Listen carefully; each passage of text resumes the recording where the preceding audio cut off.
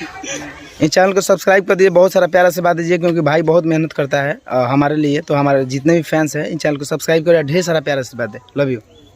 नमस्ते, प्रणाम। मेरा नाम पुष्पिंदर और आपका स्वागत है मिस्टर पुष्पिंदर यूट्यूब चैनल पर। दोस्तों बता दें, धड़कन धनंजय जी का एक और तांडव मचा देने वाला वीडियो सॉन्ग आ गया। बता दें दोस्तों, इस सॉन्ग का टाइटल है सुहाग रात।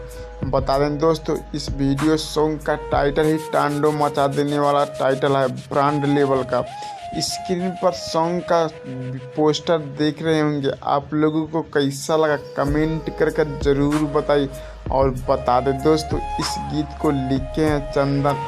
और बता दें दोस्तों, इसमें म्यूजिक दिए हैं अभिराम पाठक। और बता दें दोस्तों, इसे गाए हैं अपना ट्रेंडिंग स्टार दिलों का धड़कन धनंजय धड़कन और अनुपमा यादव।